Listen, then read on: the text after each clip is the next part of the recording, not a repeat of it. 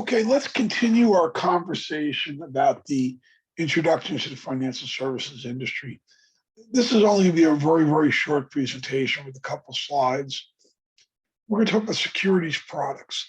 So we've talked a little bit about how the industry is organized and the different participants, but now let's talk about the products, the assets, the securities, bonds, stocks, right? So with that, we're going to get going here. Again, you've seen this disclaimer. I'm not going to beat it up again. So basically, here's the basics. Individuals, firms, organizations buy, sell, and hold assets as financial investments in a portfolio. And those assets are different types of products. There are different types of securities products. There are different types of securities assets. Right?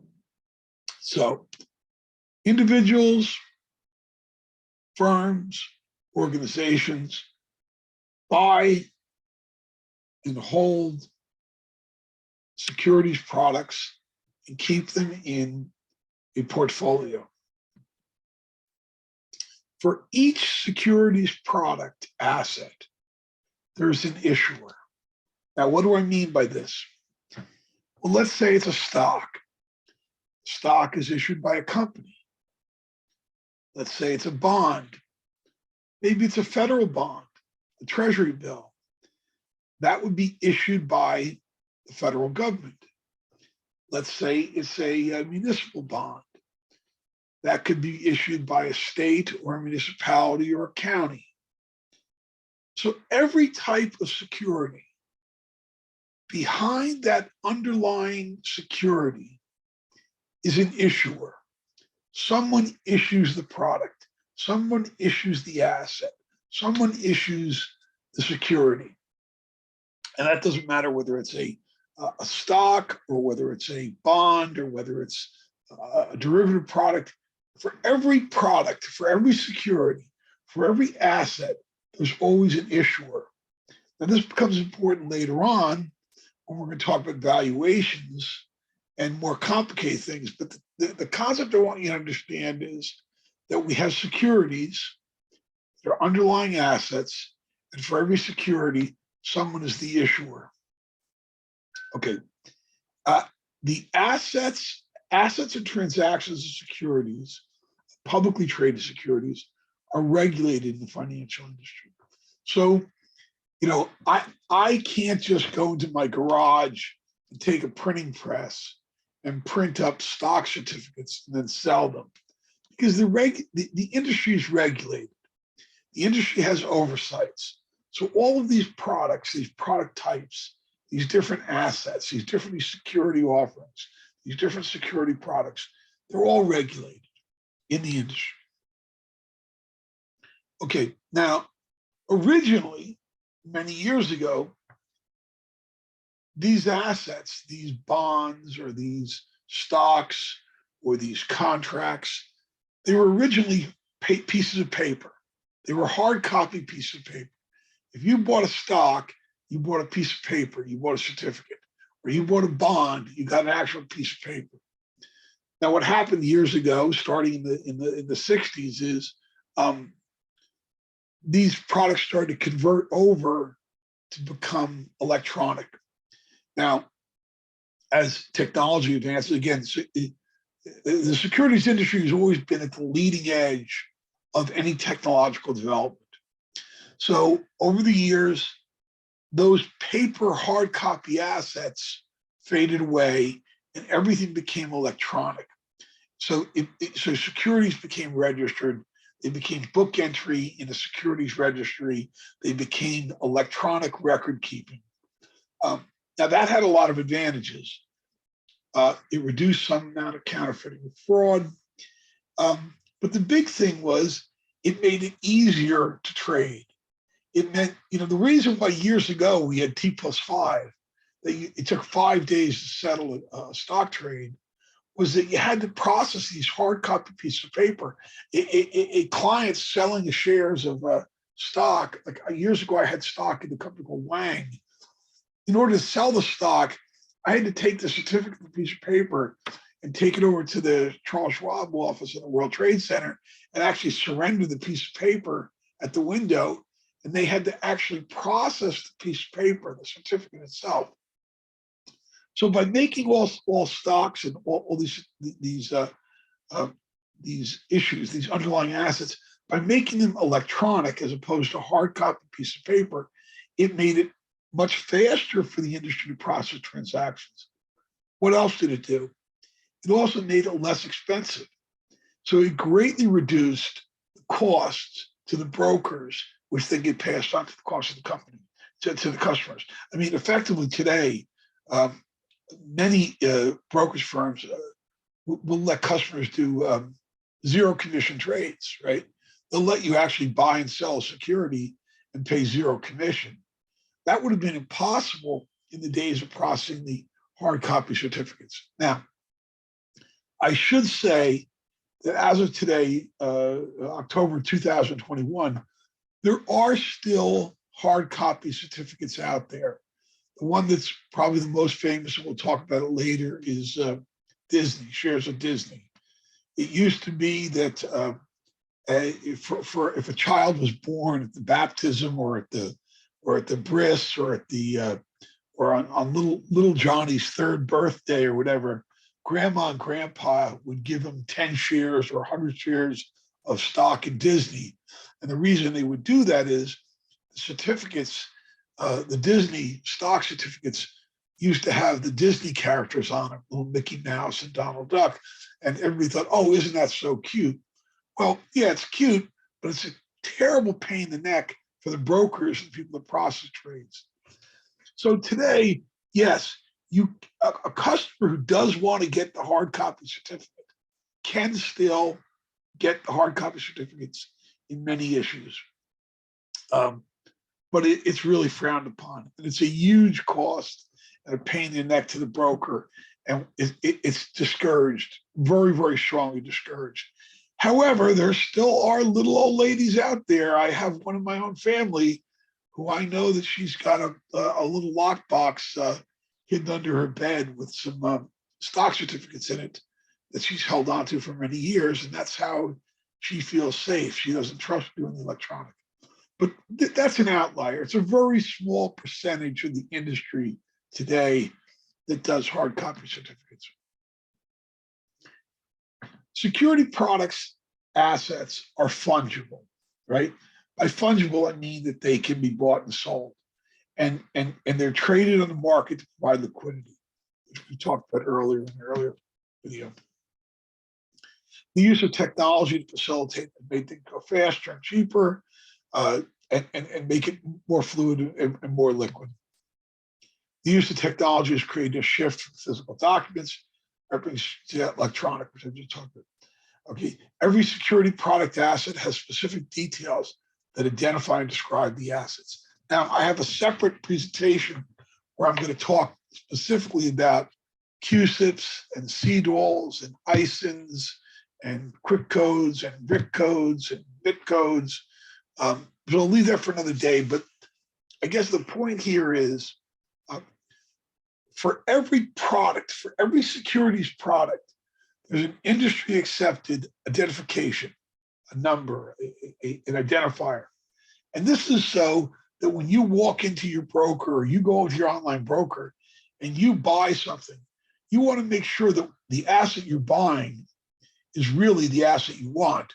So if you're buying Apple Class A common stock, you want to make sure that you're getting the Apple Class A common stock and that you're not really getting the Apple Class C stock that may not have any voting rights or has something, or if you're buying a bond, you want to make sure you're buying the bond that you want that has all the information that you want.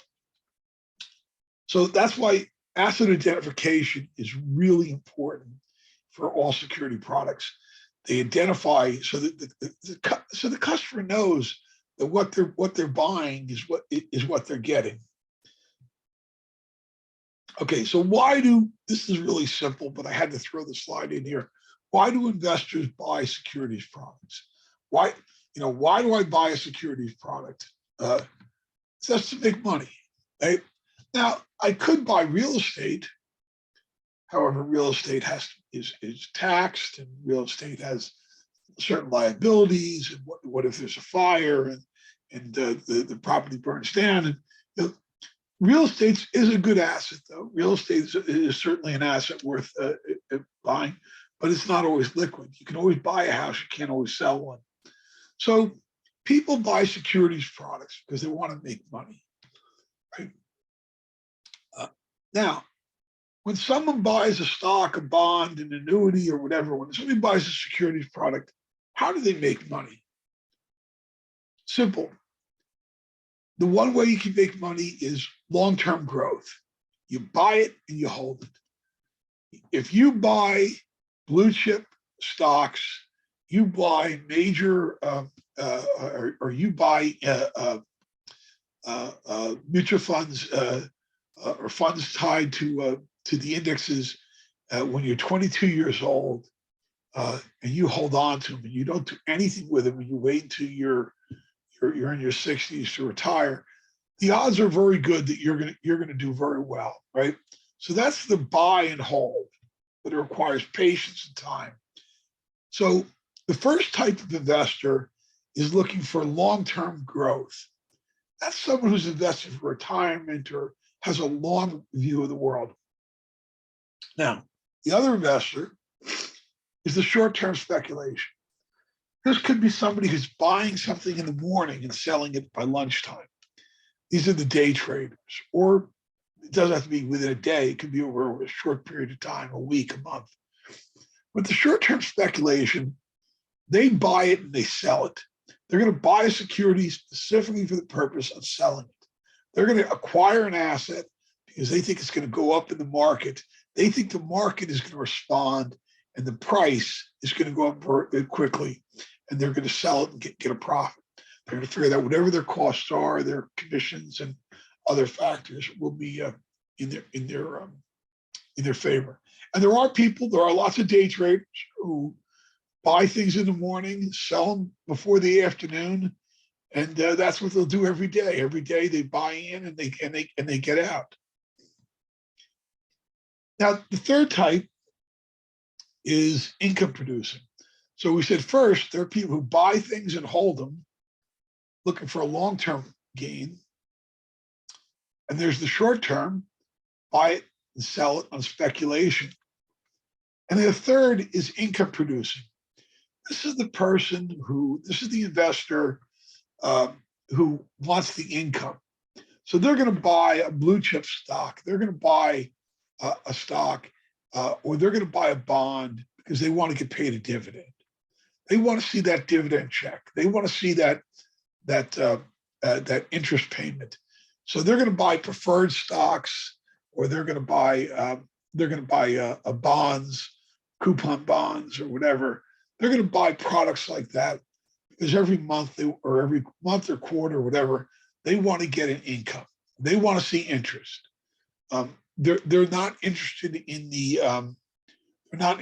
whether the underlying asset really goes up in value or the short-term speculation. They're interested in the interest, the revenue produced by the securities product.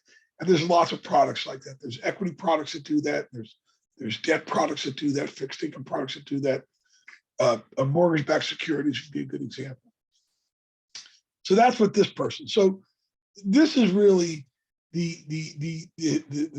grandma and grandpa in Florida who want money each month so they can go for the early bird special. They want the revenue.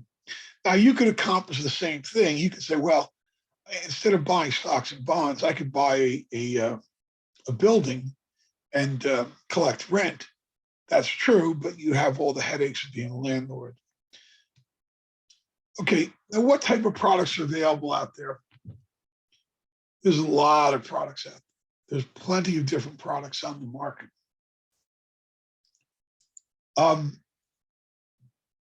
I'm just going to talk about a couple here throughout as examples. Equity products we talked about, those are stocks. fixed income or debt products. You'll hear that we sometimes use the term fixed income products, and sometimes we talk debt products. They're the same thing. They're basically bonds, right? They're a case where it's a debt-oriented product like a bond.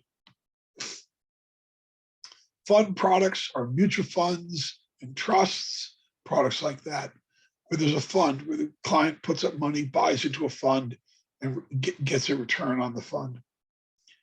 Derivative contracts, I have an entire presentation on derivative contracts. Derivatives are contracts. Basically, in the case of, for instance, stocks, they're options. They're calls and puts. They're options. So technically a derivative can be anything where you can write a contract related to an underlying asset. So if I have an underlying asset is, let's say, a share of stock, 100 shares of stock, let's say. The underlying asset is the 100 shares of stock.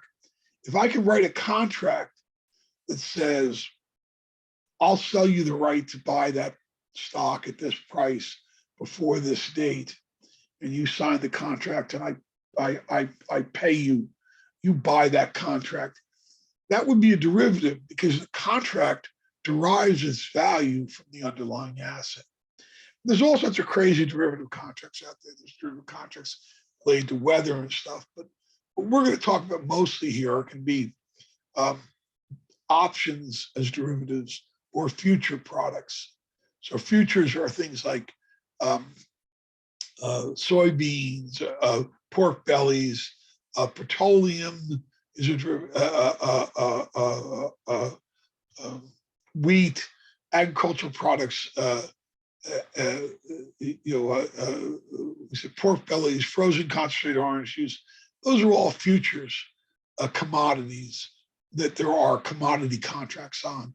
And those commodity contracts are derivative products. So derivatives are these derivatives are not geared towards the casual investor, the uninformed investor, the mom and pop investor. Derivatives are really for more sophisticated investors. Then there's this crazy thing called alternate investments, AIs. And I'll talk about that in a later video. But AIs are basically, they're very difficult to price, and they're not equities, they're not fixed income, they're not funds, they're like everything else. A lot of times there are private partnerships agreements and things that are these alternate investments. So they're kind of a separate animal. Again, they're not geared towards the retail investor. They're geared towards institutional clients doing very odd things. I'm going to talk about that in a separate video. So basically, there's also other types of products. There's REITs, and which would really be more like a fund, but REITs would be real estate investment trusts. So there's a lot of different products out there, and they're only limited by the imagination that somebody comes up with to create a product, to package it as a security, to get it approved by the regulators and bring it to market. Okay, that's the end. Again, if you hope you liked the video, and send me your questions. Thank you and have a nice day.